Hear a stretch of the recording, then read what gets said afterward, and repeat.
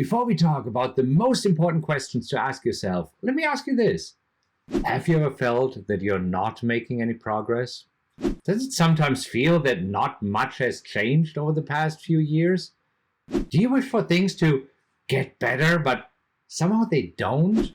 See, that's how I felt many years ago. Now, some might say my life was good. After all, I had a six-figure income. I had a secure job, or at least that's what I thought.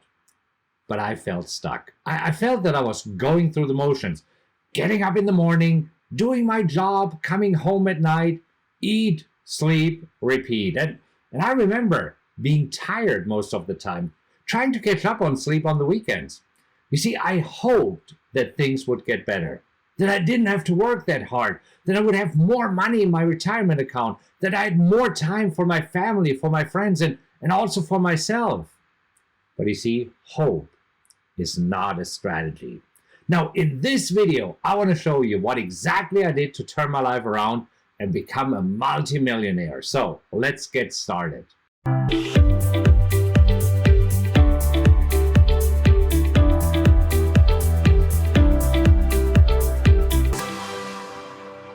So let's talk about the most important questions to ask yourself. You see, one of the most important things you can learn is how to control your focus. Because where focus goes, energy flows. So how do you control your focus? Well, you do it by asking better questions. Now, the worst question that you can ask when planning your life is, what should I do? Here is a much better question to ask yourself. It's called the Dan Sullivan question. This question is probably the most important question you can ask yourself, and it was invented by Dan Sullivan, hence the name. So here's the question. If we were having this conversation 3 years from now, and you are looking back over these 3 years, what has to have happened in your life, both personally and professionally, for you to feel happy with your progress?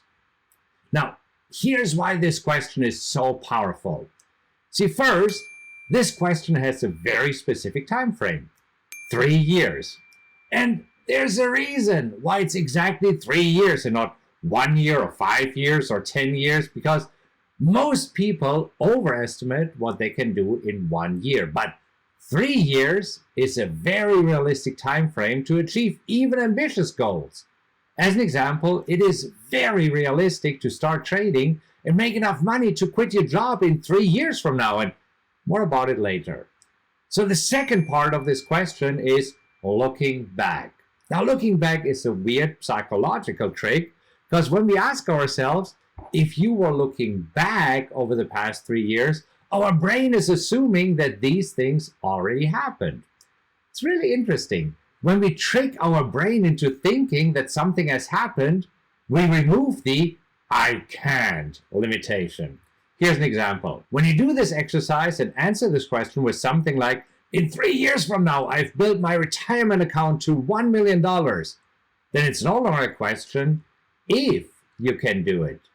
Since you tricked your brain into thinking that you will have achieved it, the question now becomes how you can do it.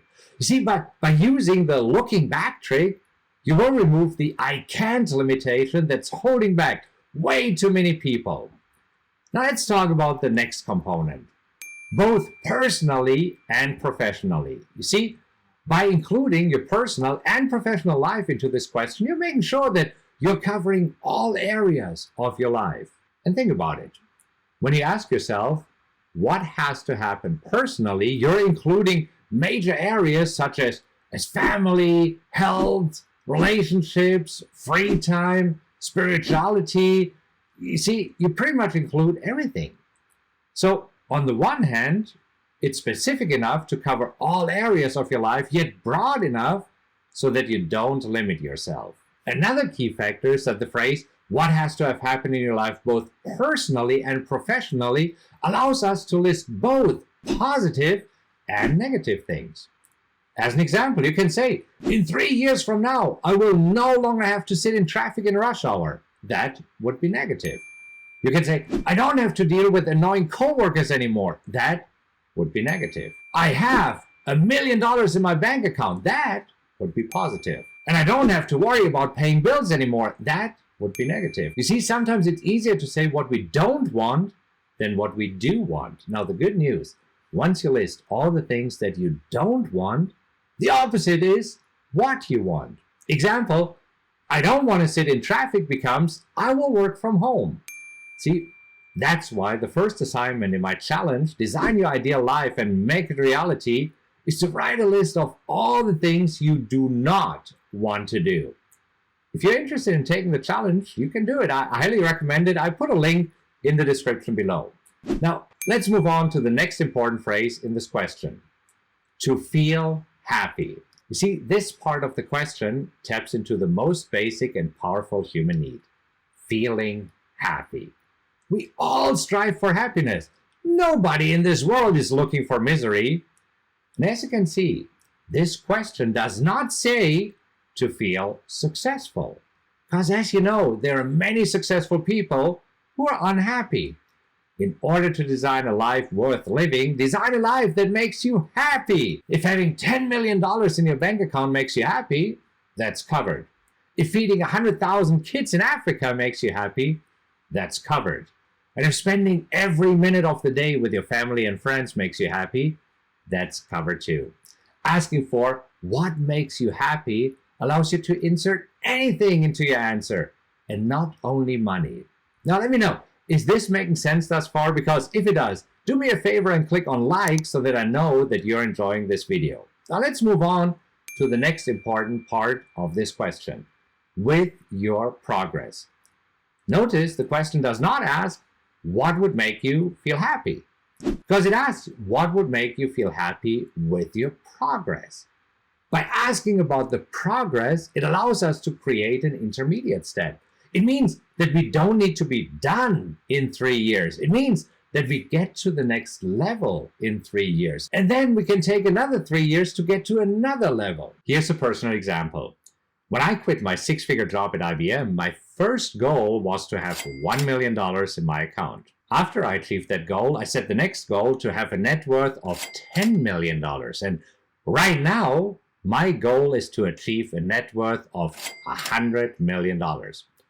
However, if I would have set a goal to go from $30,000 in my bank account to $100 million in net worth in 3 years, that would have been very unrealistic. But to go from $30,000 to $1 million in 3 years is very realistic.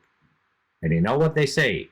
The first million is the most difficult. Therefore, setting a goal to go from 1 million to 10 million in 3 years is very realistic too. And once you learn how to achieve a net worth of $10 million, it's very realistic to target a net worth of $100 million in 3 years. Now, as you can see, this question is one of the most important questions to ask yourself. Now, there are 2 more, and I will cover them in another video. For now, grab a pen and paper and start answering the question. I'll repeat it again. Here it is. If we were having this conversation 3 years from now, and you were looking back over these 3 years, what has to have happened in your life, both personally and professionally, for you to feel happy with your progress? Now, if you want, post the answer in the comments. I can't wait to read about it. And I'll be back soon with part 2 of the most important questions to ask yourself. Now, make sure to subscribe to this channel and hit the notification button that you get notified when I release the next video. And I'll talk to you very soon.